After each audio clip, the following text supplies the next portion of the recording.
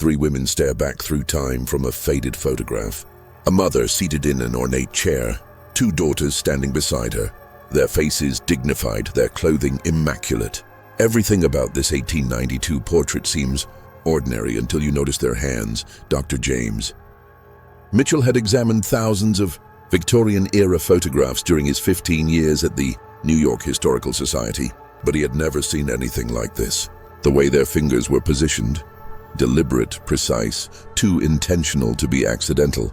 This wasn't just a family portrait. This was a message hidden in plain sight for over a century, waiting for someone to finally decode it.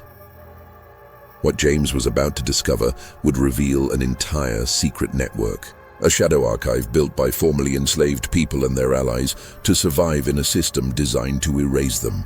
This is the story of how one photograph unlocked a hidden chapter of American history.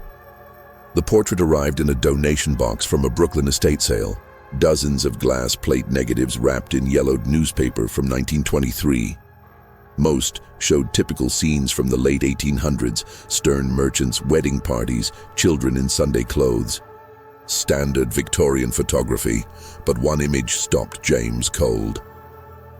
Three African-American women gazed back at him with quiet dignity. The mother, perhaps 40 years old, sat centered in frame. Her daughters, in their late teens or early 20s, stood on either side with hands placed on her shoulders.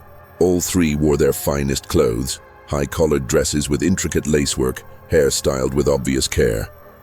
The studio backdrop showed a painted garden scene, common for the era. James had spent his career studying photographic archives.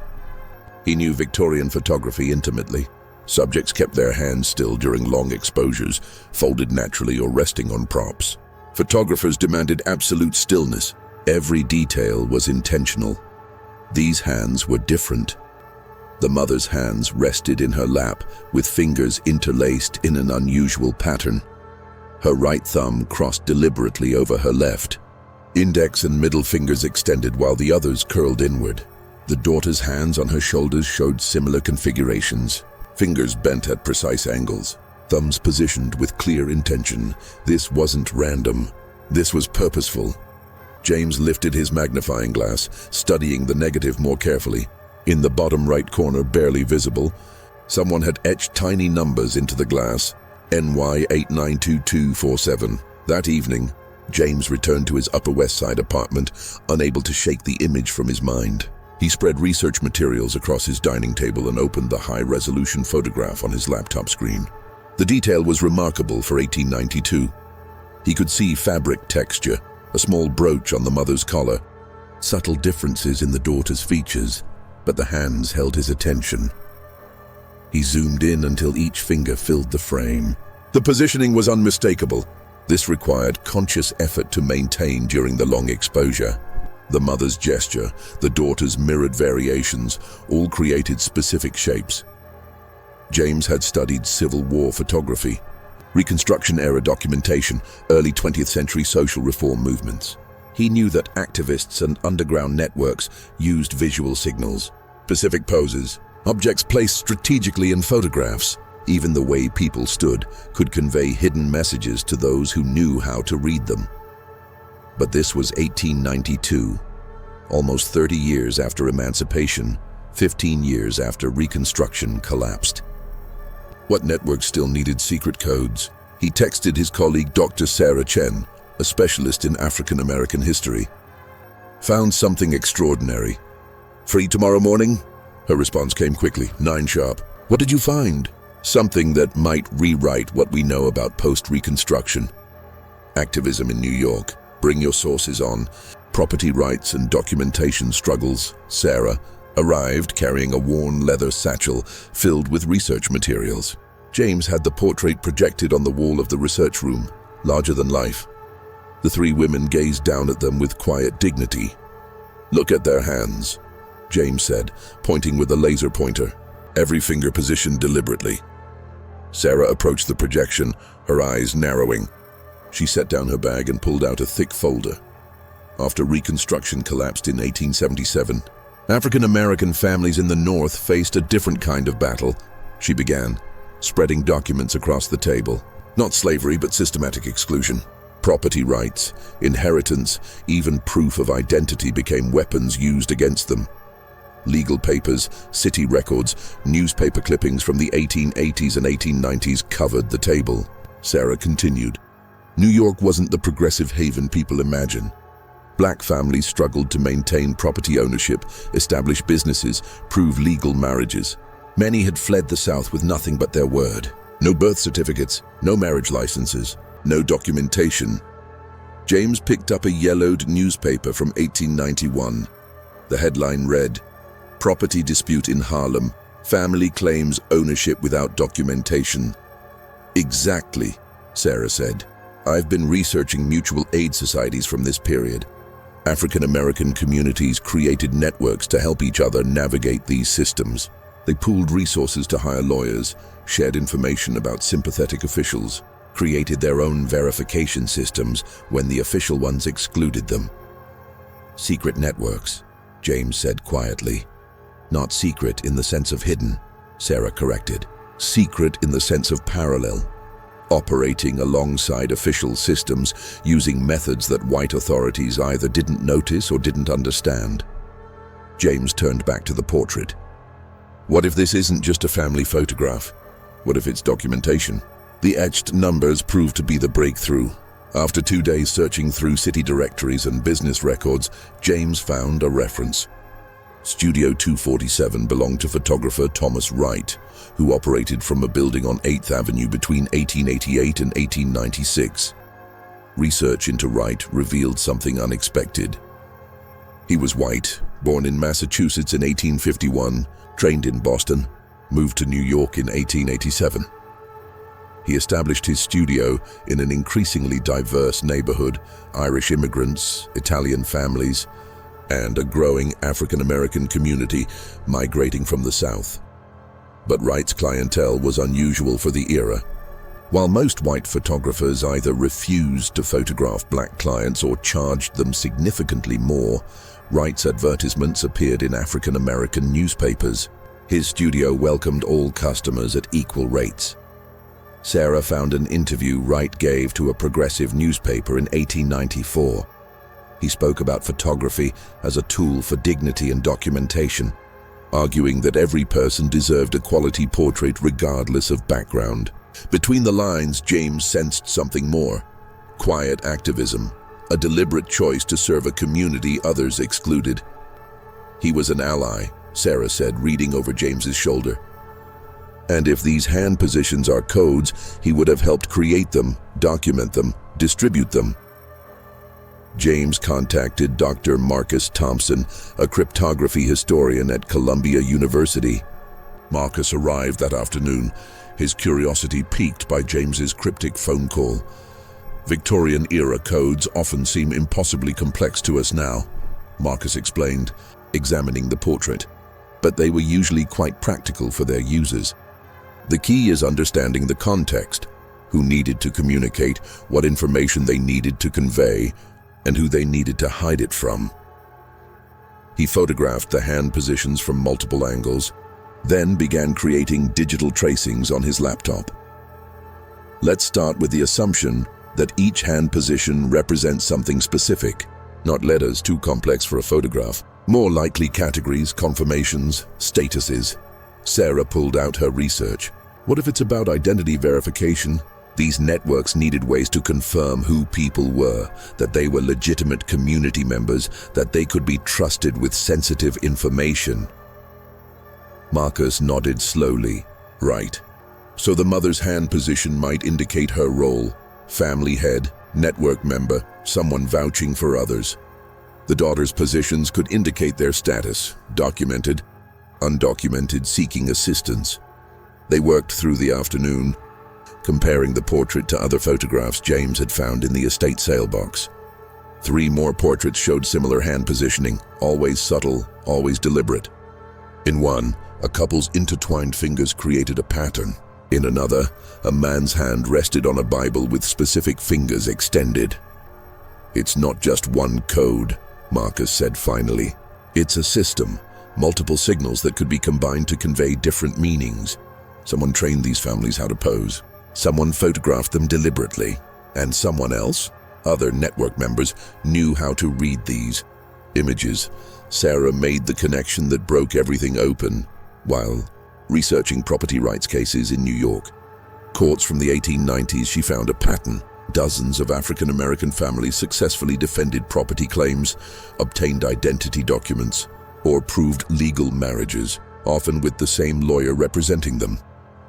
His name appeared again and again, Robert Hayes. Hayes had an office on West 34th Street. Court records showed he won an unusual number of cases for black clients during an era when such victories were rare. More significantly, he often submitted photographic evidence, portraits of families, documentation of their respectability, proof of their presence in the community. He was using Wright's photographs in court, James realized, not just as evidence of identity, but as verification of community standing. These families were photographed, their images catalogued, and when they needed documentation, Hayes could present these portraits to judges. But there was more. In Hayes's archived case files at the New York Public Library, Sarah found letters, correspondence between Hayes and other activists discussing verification protocols and community documentation systems. One letter dated March 1893 was particularly revealing. Hayes wrote to a minister in Brooklyn, "We have expanded our photographic documentation to include 73 families. Mr. Wright continues to provide his services at minimal cost. The hand positioning system allows us to encode essential information that can be verified later. Each portrait serves as both dignified representation and practical identification." James sat back, stunned. They built an entire parallel documentation system. When official channels failed these families, they created their own, Sarah added. And they hid it in plain sight. These portraits looked like ordinary family photographs. No one examining them casually would see anything unusual, but to network members who knew the code, each portrait contained vital information. With the network structure emerging, James became obsessed with identifying the three women in the original portrait. The estate sale had come from a brownstone in Bedford-Stuyvesant, Brooklyn, a neighborhood with deep African-American roots. The donor records provided the seller's name, Patricia Johnson, who had inherited the property from her grandmother. James called Patricia that evening. She was 72, sharp-voiced, initially skeptical of his interest in old family photographs. But when he described the portrait in detail, her tone changed. "My great-great-grandmother," she said quietly. "That's Eleanor Morrison. The daughters would be my grandmother Ruth and her sister Grace."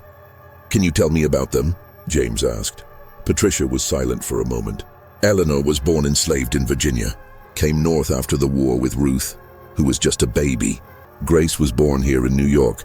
Eleanor worked as a seamstress. She was known for her skill with lace and fine embroidery. Supported the family that way.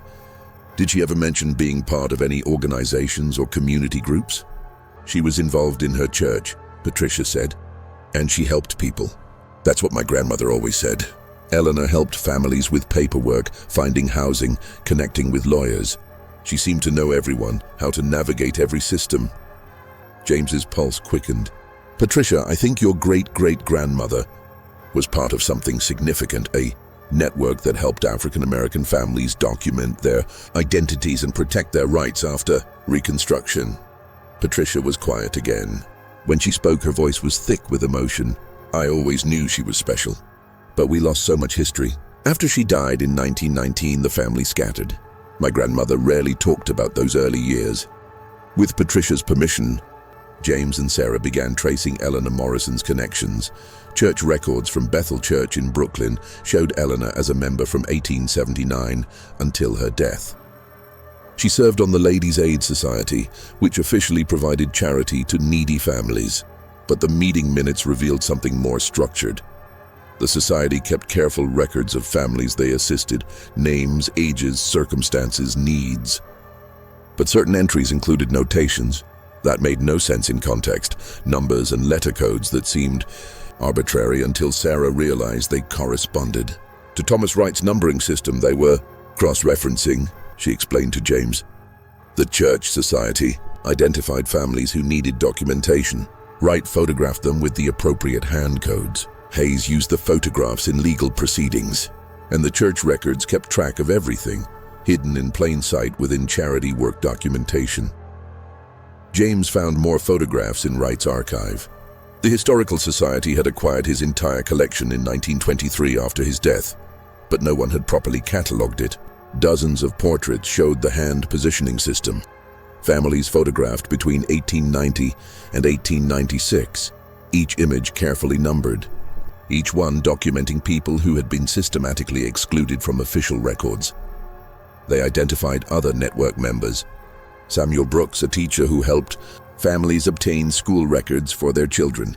Mary Chen, a clerk in the city property office who processed deeds and made sure paperwork was properly filed. Reverend James Washington, a minister who performed marriages and provided certificates. When official channels refused, each person had taken quiet risks, used their position to help, operated within a system designed to exclude the people they served.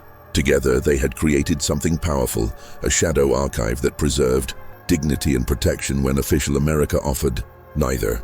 The network had operated from approximately 1888 to 1897, helping hundreds of families before gradually dissolving as some activists died, others moved, and new systems emerged. Sarah traced 63 families through the network, documenting how they had obtained property deeds, legal marriages, business licenses, and school records. Fundamental rights that should have been automatic but required elaborate workarounds to achieve. In Eleanor's personal papers, donated by Patricia Johnson, they found a diary entry about the photograph. Had our portrait made today, Mr. Wright is a kind man and understands what we are building. The girls were nervous, but I told them this picture will matter. Someday people will see what we did here. She had been right. The photograph had mattered. It had preserved not just their images, but evidence of their resistance, their ingenuity, their refusal to be erased. 3 months into their research, James and Sarah organized an exhibition at the Historical Society.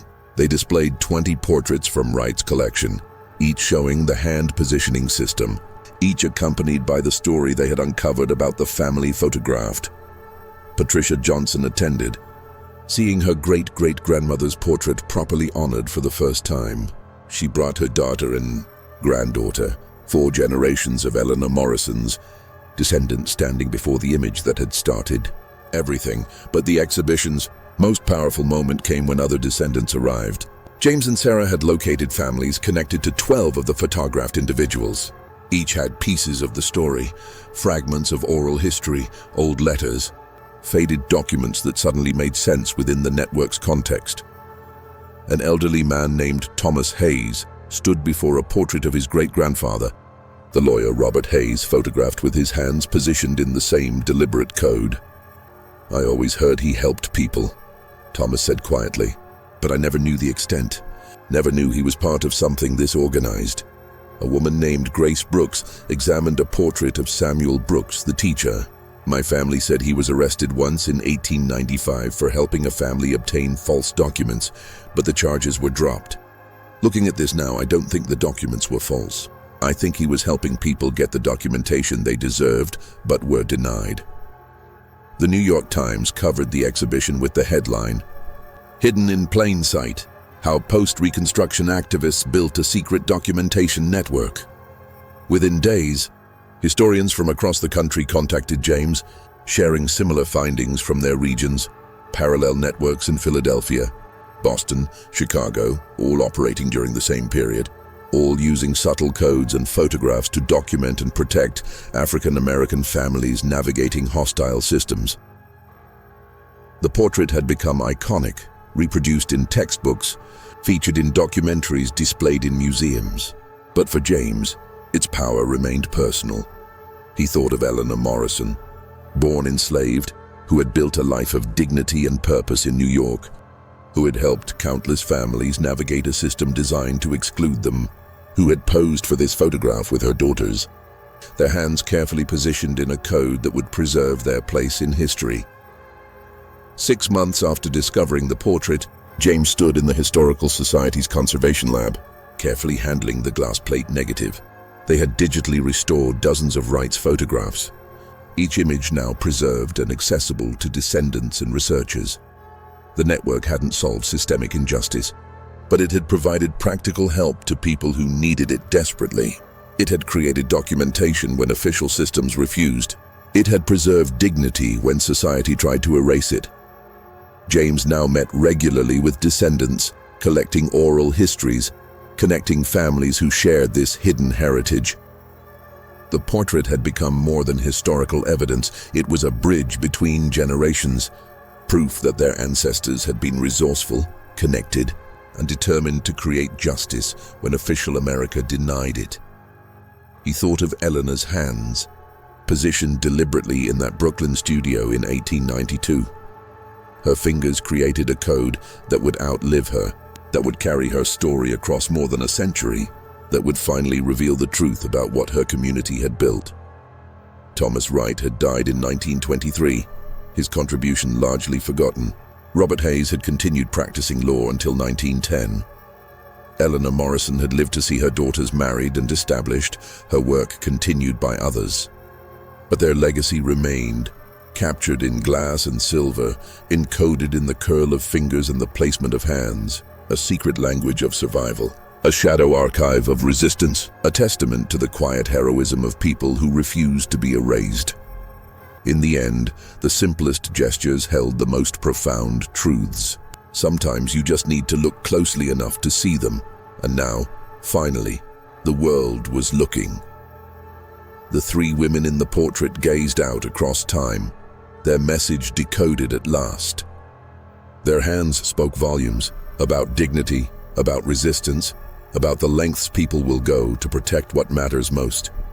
Their story, hidden for 130 years in plain sight, had finally come to light. Eleanor Morrison had been right. The picture mattered, and now everyone could see what they had built.